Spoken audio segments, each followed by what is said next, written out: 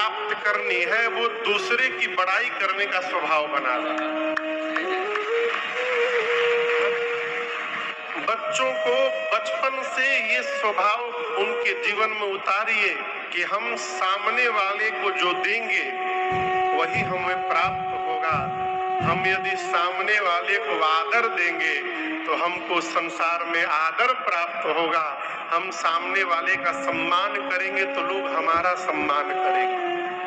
प्रशंसा जीव करत नहीं है, वो बहुत कठिनाई है। मैं एक घटना आपको बताऊं, मुझे विस्मरण नहीं होता। अपने पूज्य महाराज श्री के साथ मैं घर में गया, मैं नाम नहीं लूंगा किस जिला में कौन घर था वो, बस समझिए घर गया। उस घर में एक नई नई बहू आई थी। अब बहू बड़ी सुलक्षणा थी।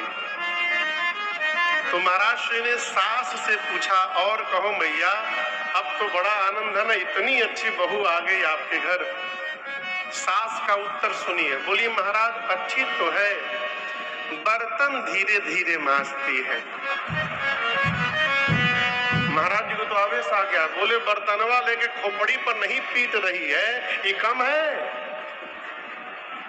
धीरे धीरे मांज रही है, ये क्या है? कमी देखने का स्वभाव बन गया तो जहां जाएंगे कमी दिखाई पड़ेगा, और यदि अच्छाई देखने का स्वभाव बन गया तो कमी वाले जीव में भी कोई अच्छाई दिखाई पड़ जाएगी और हम धन्य हो जाएंगे। इसलिए जहां जाइए प्रशंसा करिए। एक एक कथा में बार बार सुनाता हूं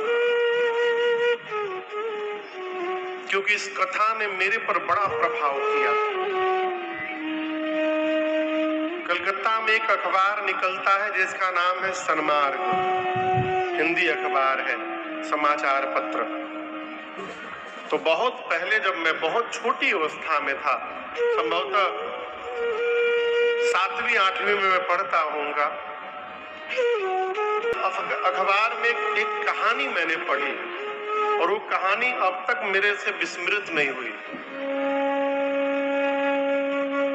एक व्यक्ति कहीं भी जाता है तो लौट करके घर में आकर घर वालों से कहता है कि क्या अद्भुत भोजन कराया उन्होंने, ऐसा भोजन तो आज तक मैंने कभी पाया ही नहीं। ये मलपुआ खाया, रबड़ी खाया, पूड़ी कचौड़ी ये खाया वो खाया। जब कहीं से खा के आवे तो यही बोले, जितना बोले घर वाले और चिढ़े कि अकेले अकेले उड़ा के चले आ रहे हैं, हम लोगों को सुना सुना के। तो एक बार से कहीं निमंत्रण आया, कहीं से एक बार घर वालों ने साथ चलने के लिए अपनी इच्छा प्रकट की कि हम भी साथ में चलेंगे। अब अंत में पूरे परिवार को लेकर गया और दैव संयोग कहिए, इस बार जहां परिवार को लेके गए वहां मलपुआ तो छोड़िए, ठीक से पूड़ी भी नहीं मिला। अब घर वाले तो कल्पना करके गए थे कचौड़ी मिलेगी, पुआ मिलेगा, मलपुआ मिलेगा, ये मिलेगा, इतना खाएंगे उतना खाएंगे, यहाँ पूड़ी भी भरपेट नहीं मिला। लौटते समय पत्नी कोसना प्रारंभ की, कौन से मालपुआ आप खाते हैं आज पता चल गया। बेचारा चुपचाप सुनते घर गया।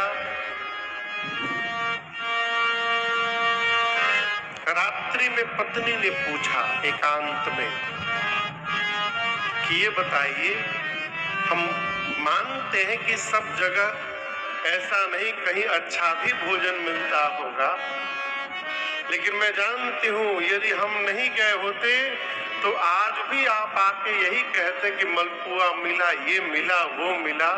आप झूठी प्रशंसा क्यों करते हैं?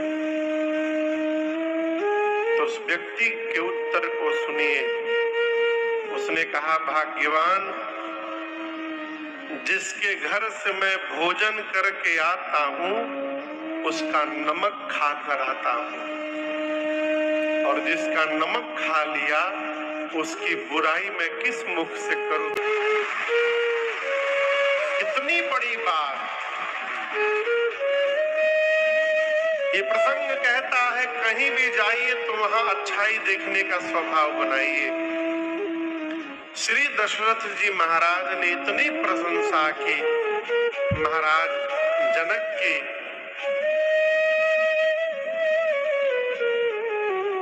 प्रशंसा करके माताओं से बोले कि देखिए बच्चे नींद में हैं, इनको सुलाने जाइए।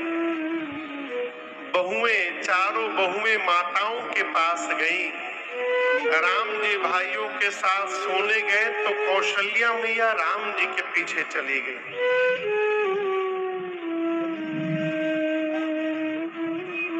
राम जी से जाकर एकांत में मां कौशल्या ने कहा, आप भगवान है ना?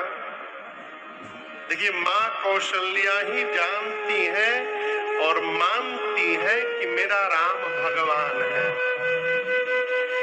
दशरथ जी महाराज जानते हैं लेकिन मानते नहीं हैं।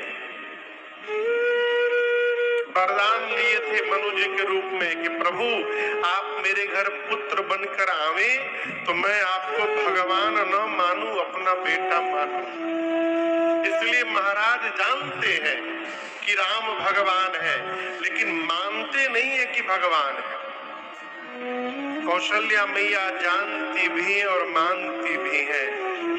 मां ने कहा राम भगवान हो ना तो ब्रह्मा जी से आप मेरी एक बात कह देंगे? राम जी ने कहा कहिए मां। तो कौशल्या मैया ने कहा राम आप ब्रह्मा जी से कहिएगा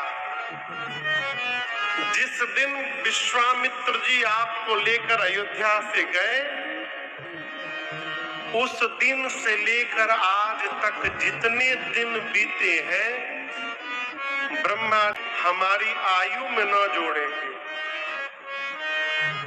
राम जी पूछे क्यों मैया?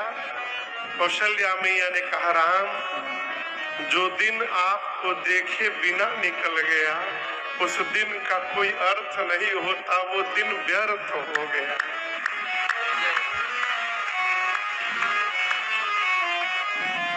प्रातः काल हुआ, शुभ मुहूर्त देखकर कलावा जो विवाह के समय बांधा जाता है उसको छुड़ाया गया। एक सप्ताह विश्वामित्र जी अवध में रहे। कितने दिन? एक सप्ताह। उसके बाद विश्वामित्र जी ने महाराज दशरथ से विदा मांगा कि महाराज मुझे विदा करिए। जैसे विश्वामित्र जी ने